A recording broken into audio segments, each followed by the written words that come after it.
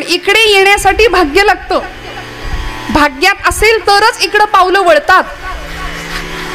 डोंगरे शास्त्री जे म्हणायचे, कथा के लिए जाने की हमारी औकात क्या है, पहिल्याच दिवशी कथेच्यात ते हा शब्द वापरायचे. आणि तरी सुद्धा लोक यायचे पुढचे 7 दिवस. कथा के लिए जाने की हमारी औकात क्या है, कथा के लिए तो वो जाते हैं जिनको बाके बिहारी बुलाते हैं. तिकडून बोलावणं यावं लागतं. भगवंतांनी आपली नेमणूक केली आहे म्हणून आपण इथं आहोत. किती ठरवलं ना दादा की आज कंटाळा आलाय, आज प्रवासाला नाही जायचं, आज पखवाज नाहीच वाजवायचा, असं जरी ठरवलं तरी सुद्धा कुठून तरी फोन येईल आणि चला निघा. का? कारण भगवंतांनी आपल्याला निवडलंय. आता सुट्टी नाही. भगवंतांनी आपल्याला सेवेसाठी आपली नेमणूक केली आहे, त्यामुळे ती सेवा आपल्याकडून व्हावी. तुकोबरायांचा हा भाव होता की भगवंता तुझं माझ्याशी सुंदर नातं जुळलंय. भक्तीमध्ये नातं जुळलं पाहिजे. शास्त्रकारांनी, परंपरेनी, आमच्या पूर्वसुरींनी आम्हाला उपासनेच्या काही पद्धती दिल्या, काही प्रथा दिल्या. द्वैत भक्ती करणारे आमचे संत होते की मी भक्त तू देव ऐसे करी. मी भक्त आहे आणि तू देव, मला असंच ठेव, मला अद्वैत नको बाबा. कारण तू आणि मी एक झालो तर तुझ्यापासून वेगळं होऊन तुला जेवण भरवण्याचा आनंद मी कसा अनुभवू, तुझ्यापासून वेगळं राहून तुझ्याशी भांडण्याचा आनंद मी कसा अनुभवू. जनाबाई भांडायच्या, अरे विट्या मुळं मायेच्या कारट्या. पुढचं नाही बोलत इथे. फार भयानक भांडण करावं जनाबाईंनी, नामदेव महाराजांनी. भक्त कैवारिया होशी नारायणा बोलता वचना काय लाज, तुला लाज वाटते का रे म्हणायचे माझ्याशी बोलायला. आता हे भांडण फक्त नामदेव महाराजच करू शकतात, तुम्ही आम्ही, कारण आमचा अधिकार नाही तेवढा. असं भांडावं सुंदर, कारण द्वैत भक्ती होती. तू देव मी भक्त ऐसे करी. भगवंताची भक्ती मागावी या सगळ्या मंडळींनी. द्वैत उपासना आम्हाला सांगितली आमच्या पूर्वसुरींनी, शास्त्रकारांनी. त्यानंतर अद्वैत उपासना काही मंडळींनी केली. जगद्गुरु आद्य शंकराचार्य हे अद्वैत मताचे पुरस्कर्ते होते. ब्रह्मसत्यं जगन्मिथ्या असा मिथ्यावाद त्यांनी मांडला. जगन्मिथ्यावाद मांडला की एकमेव ब्रह्मसत्य आहे. अद्वैताचा पुरस्कार करणारे अनेक संत, पण ते सुद्धा द्वैतात रमले. ज्यावेळी वृंदावनामध्ये आचार्य गेले ना, त्यावेळी भगवंतांची मूर्ती पाहिली आणि मुखातनं आपोआप त्या मूर्तीचं गुणवर्णन प्रगट झालं. भजे व्रजैक मंडनम समस्त पाप खंडनम स्वभक्त चित्तरंजनम नमामि नंदनंदनम सुपिच्छ गुच्छ मस्तकम सुनाद वेणु हस्तकम अनंग रंग सागरम नमामि कृष्ण नागरम मनोज गर्वलोचनम विशाल लोल लोचनम. भगवंताचं इतकं सुंदर वर्णन केलं. हे अद्वैत पुरस्कार करते असून सुद्धा द्वैतात रमले. पहिली उपासना आहे द्वैत उपासना, पुढे अद्वैताची उपासना. भगवंताला वेगळं समजल्यानंतर त्याच्या रूपाचं, त्याच्या गुणांचं, त्याच्या कार्याचं वर्णन करताना आमच्या अनेक संतांनी त्याच्या रूपामध्ये इतके रमले, भान विसरून गेलं आणि माऊलींनी वर्णन करावं. कृष्ण मूर्ती होय गे कळो आदि सोय गे, कृष्ण मूर्ती होय गे कळो आदि सोय गे, कृष्ण मूर्ती होय गे कळो आदि सोय गे. हरी हरी. कृष्ण मूर्ती होय गे कळो आदि सोय गे. प्राणाचाही प्राण माझा, प्राणाचाही प्राण, सुख काय सांगू गे, सुख सांगू काय गे. कृष्ण गळा गे कस्तुरीचा टिळा गे, तुळशी माळ गळा गे कस्तुरीचा टिळा गे. प्राणाचाही प्राण माझा सुख सांगू काय गे, प्राणाचाही प्राण पाहता सुख सांगू काय गे. तुळशी माळ गळा गे कस्तुरीचा टिळा गे, तुळशी माळ गळा गे कस्तुरीचा टिळा. अर्धांगी रुक्मिणी विंझणा, अर्धांगी रुक्मिणी विंझणा, वारीती गोप बाळा गे तुळशी माळ गळा गे, कस्तुरीचा टिळा गे, तुळशी माळ गळा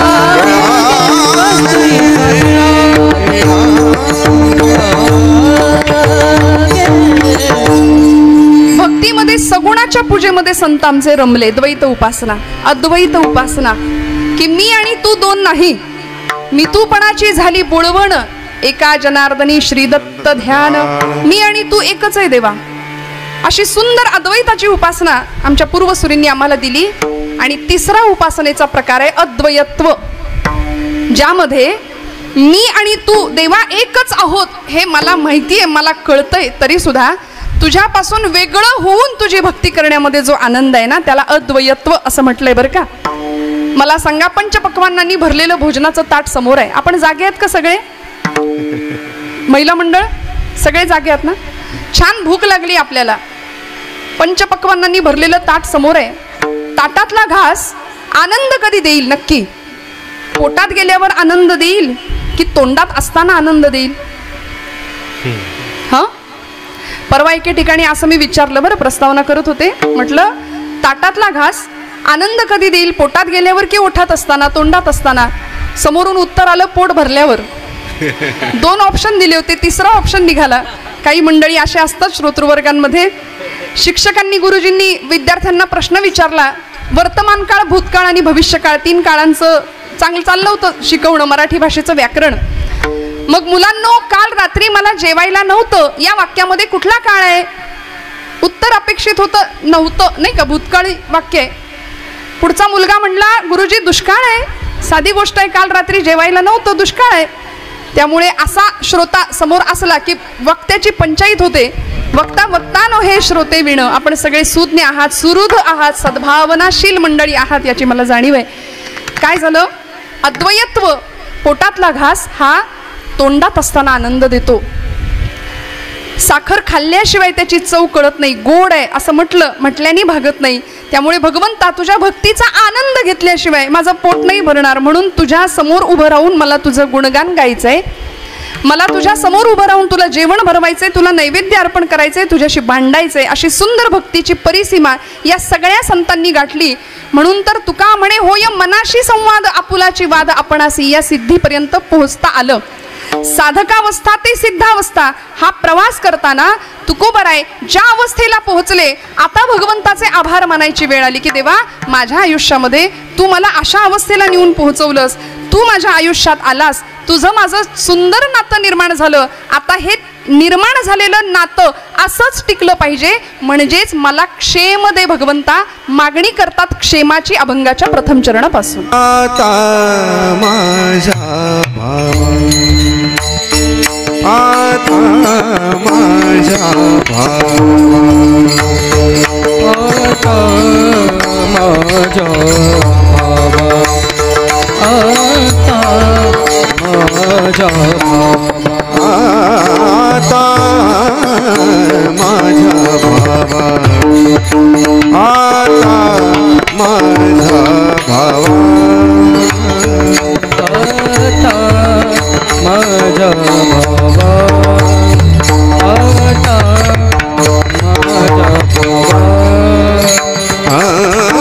कराय नको देवा, कराय नको देवा, देवा नको देवा, देवा आले भागाते करीत, आले भागाते करीत. कराय नको देवा, कराय नको देवा, आले भागाते करीत. आता माझ्या भावा अंतराय नको देवा, आले भागाते करीतो, तुझे नाम उच्चारितो. आता तुकोबराय शब्द वापरतात देवा, आता इथून पुढे. आज तुझं माझं नातं जुळलंय, मी तुझ्या इतका जवळ आलो, भक्तीच्या आनंदामध्ये इतका न्हावून निघालो की आता इथून पुढे मला अंतर नाही द्यायचं तू. कारण खरा भक्ताची अवस्था ही आहे बरं का, भगवंतापासून विरह सहन होत नाही, भगवंतापासून विलगता सहन होत नाही. आणि तुम्हाला आम्हाला याचा काहीच फरक पडत नाही बरं का. हा, भक्ती आम्ही करतो ती आपल्या सवडीची, आपल्या आवडीची, देवाच्या आवडीची नाही. आपल्याला जमेल तसं. ब्रह्मचैतन्य गोंदवलेकर महाराज फार सुंदर म्हणतात. ते म्हणतात, आपला परमार्थ जगाला जितका कमी दिसेल ना, तितका तो आपल्याशिवाय आपल्यासाठी फायदेशीर असतो. आपण जगाला दाखवण्याकरता परमार्थ फार करतो. संन्यासाचे सोंग संपादिता चांग परी वैराग्याचे अंग आणिता नये महाराज म्हणाले. त्यामुळे जगाला दाखवणारा परमार्थ नसावा. जग काय म्हणेल म्हणून आपण विचार करून वागतो, तो व्यवहार झाला, ते अध्यात्म नाही. आणि देव काय म्हणेल, माझा भगवंत काय म्हणेल, माझ्या देवाला कसं वाटेल असा विचार करून वागणं, याचं नाव परमार्थ आहे. विठ्ठल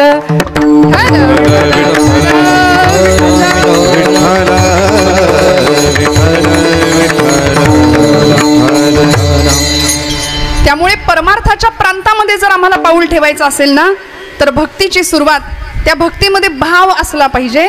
आणि तो भाव भगवंताच्या चरणावर असा रुजू करावा की आता त्या भावाला, तो भाव म्हणजे आपल्याला भावाचे शास्त्रांनी अनेक अर्थ सांगितलेत, पण आपल्याला जो इथे अभिप्रेत असलेला अर्थ आहे, ज्याचा जसा स्वभाव तसा त्याचा भाव. बरं का, भगवंताला भाव द्यायचा, भगवंताच्या चरणावर भाव अर्पण करायचा. श्लोक आहे, भावेन देवम कलया नरेंद्रम धनेन कांता कपटेन शत्रु सत्येन मित्रम कृपया च पुत्रम ज्ञानेन मोक्षम वशमानयंती. पुढच्या श्लोकाचा अर्थ मला आत्ता इथे गरजेचा नाहीये, मी सुरुवात फक्त सांगते. भावेन देवम कलया नरेंद्रम. भाव, भगवंत भावाचा भुकेलाय, भगवंत भावाशिवाय प्रसन्न होऊ शकत नाही. कीर्तनाला यायचं म्हटलं तरी इथे अंतःकरणात सद्भाव पाहिजे, भाव पाहिजे, तर आम्ही इथं येऊ. इथे आल्यानंतर चित्त एकाग्र करण्याकरता सुद्धा अंतःकरण सद्भावनाशील असावं, तर इथं चित्त लागेल.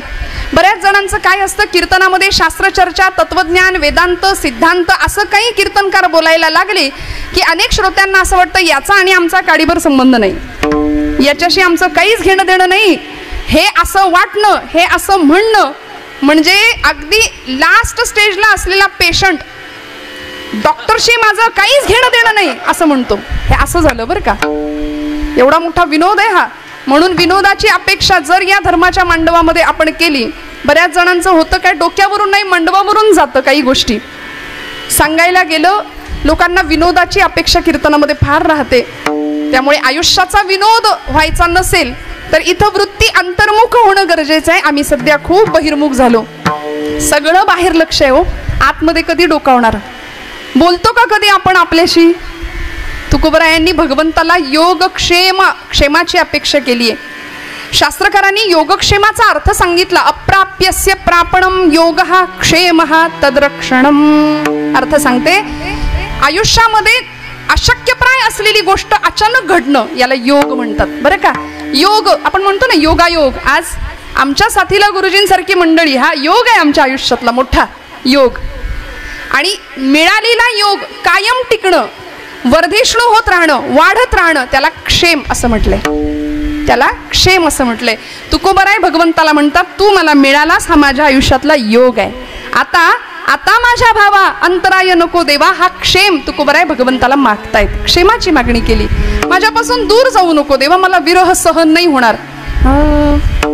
नामदेव महाराजांनी भगवंतांचा विरह सहन नव्हता होत, त्यावेळी प्रार्थना करावी, आसुवे दाटाली उभारोनी बाहे, आसुवे दाटाली उभारोनी बाहे, आसुवे दाटाली उभारोनी बाहे, आसुवे दाटाली उभारोनी बाहे, आसुवे दाटाली उभारोनी बाहे, आसुवे दाटाली उभारोनी बाहे, आसुवे दाटाली उभारोनी बाहे, आसुवे दाटाली उभारोनी बाहे. नामा वाट पाहे रात्रंदिवस, नामा वाट पाहे रात्रंदिवस, भेटशी गे धावा माझी आठवणगा, भेटशी गे धावा माझी आठवणगा, भेटती गे धावा माझी आठवणगा, भेटती गे धावा माझी आठवणगा. पांडुरंगा माय बापा भेटशी के धावा माझी आजीवलगा. इतका भाव जुळला, इतकं प्रेम जुळलं, नातं असं जुळलं की आता विरह नाही सहन झाला. देवापासून वेगळं होण्याची इच्छा नाही, स्वप्नात सुद्धा तो विचार नाही. तुकोबराय म्हणतात, आता माझ्या भावा अंतराय नको देवा. आमच्या बाबतीमध्ये हा भाव अंतःकरणात निर्माण व्हावा यासाठी आम्ही प्रयत्नशील असणं गरजेचं आहे. श्रोते हो, आज भगवान शनैश्वरांची जयंती आहे.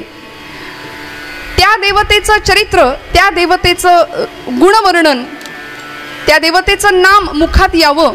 काय आहे, शनिदेव म्हटले की सगळे घाबरतो आम्ही त्यांना, बरोबर ना? सगळे घाबरतो आणि भीतीपोटी अध्यात्म मग करतो आम्ही. अध्यात्म करत असताना भीती कशाला हवी हो? भगवंताशी सख्य जुळावं, प्रेम जुळावं, नातं जुळावं, जे अनेक भक्तांनी निर्माण केलं. शनिदेवांची जयंती साजरी करताना, भगवंतांची हा पर्वकाळ साधताना मनामध्ये एकच असतं की त्याचा कोप नाही झाला पाहिजे. 7.5 नको आम्हाला, नाही का? जे काही आहे ते चांगलं पाहिजे, 7.5 नको.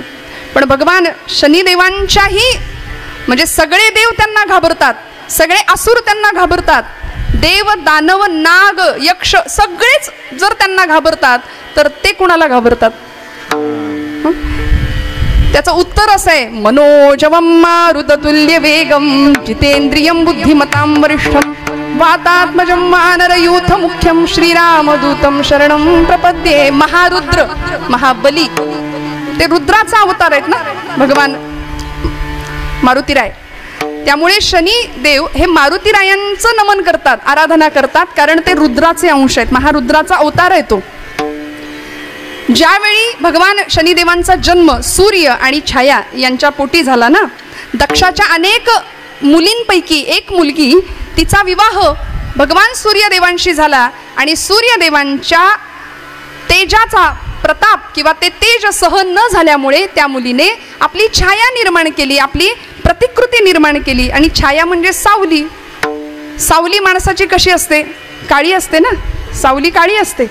तशी ती छाया, त्या छायेबरोबर सूर्यदेवांचा ज्यावेळी मिलन झालं त्याच्यातून तिला गर्भ राहिला आणि मग शनिदेवांचा जन्म आहे.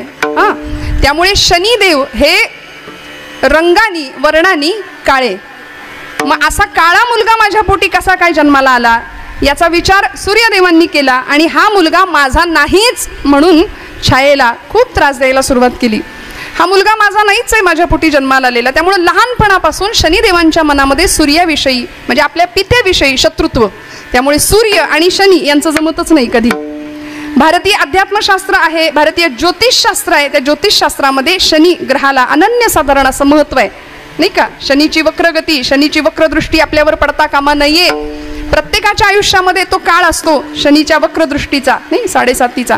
दर्शन घेताना सुद्धा दर्शनशास्त्र सांगतं की या देवतेचं दर्शन थेट डोळ्यांना डोळे भिडवून कधीच नाही घ्यावं, पायाशी दर्शन घ्यावं. अनेक शास्त्र आहेत, अनेक विधी आहेत, या सगळ्यांचा मान राखून आपण त्यांची उपासना केली पाहिजे. या शनिदेवांनी सूर्याशी शत्रुत्व, आपल्या पित्याशी शत्रुत्व करावं आणि महादेवांची उग्र तपश्चर्या करावी, भोलेनाथांची तपश्चर्या करावी. आणि भोलेनाथ म्हणजे असा आहे सबदेवन का बाबा, भोलेनाथ आशुतोष असं त्यांचं नावच आहे. लगेच प्रसन्न होणारी देवता आहे. लगेच प्रसन्न झाले आणि वर मागायला सांगितलं तेव्हा शनिदेवांनी सांगितलं की माझ्या वडिलांपेक्षा मला श्रेष्ठ बनवा, सूर्यापेक्षा मी श्रेष्ठ वर्चस्व माझं झालं पाहिजे. तेव्हा भोलेनाथांनी शनिदेवांना आशीर्वाद दिला की नवग्रहांमध्ये तू सगळ्यात श्रेष्ठ असशील, तू दंडाधिकारी असशील, म्हणाले तू न्यायाधीश असशील, तुझ्याशिवाय काही हलणार नाही कुणाचं पान, तुला सगळे घाबरून असतील, सगळे घाबरून असतील. म्हणून रावणाने या नवग्रहांवर सत्ता मिळवण्याचा प्रयत्न केला होता. दरबारामध्ये सगळ्या ग्रहांना पालथं झोपवलं होतं, त्याच्यामध्ये शनिदेव सुद्धा होते. काय अधिकार आहे त्यांचा? देवर्षी नारद आले होते रावणाच्या दरबारामध्ये आणि सांगितलं, दशानना अरे काय सगळे ग्रह तुझ्या पायाशी आहेत, एवढा मोठा तू वरिष्ठ बलदंड असलेला लंकाधीश असलेला. शनीकडे बघितलं नारदांनी आणि सांगितलं तुमची ही अवस्था केली का? म्हणे तुम्ही तर सगळ्यात श्रेष्ठ. शनिदेवांनी नारदांना सांगितलं मी आत्ता पालथा आहे ना, मला फक्त उताणा करा म्हणाले. मग बघा माझी फक्त दृष्टी पडायचा अवकाश आणि मग तिथून रावणाच्या अधोगतीला सुरुवात झाली असं सांगतं शास्त्र, असं सांगतात पुराणामध्ये कथा. त्यामुळे या शनिदेवाची वक्रदृष्टी आपल्यावर पडता कामा नये याकरता त्यांची उपासना शास्त्राने जशी सांगितली तशी घडावी आणि ती सगळ्यात महत्त्वाची भावपूर्णतेने घडावी. मग तो भाव भक्तीमध्ये कसा असला पाहिजे? वरपंग नकोय. तुका म्हणे नको वरपंग देवा, तुका म्हणे नको वरपंग देवा, तुका म्हणे नको वरपंग देवा, तुका म्हणे नको वरपंग देवा. हे माझी सेवा भाव शुद्ध, हे माझी सेवा भाव शुद्ध, हे माझी सेवा भाव शुद्ध. तुका म्हणे नको वरपंग देवा, दिखावा नकोय भक्तीमध्ये. तुकोबरायांनी हाच विषय इथं म्हणला की आता माझ्या भावाला अंतर देऊ नकोस, आता माझ्या भावा अंतराय नको देवा. मग देवा एकदा का तुझं माझं नातं जुळलं, तुझ्या माझ्यात अंतर नाही पडणार ना, तर मग आता माझी तुझ्याकडून कुठलीही तक्रार नाही. तू ठेवशील तसं मी राहायला तयार आहे. माझ्या भाग्यात जे जे आलं ते मी स्वीकारायला तयार आहे.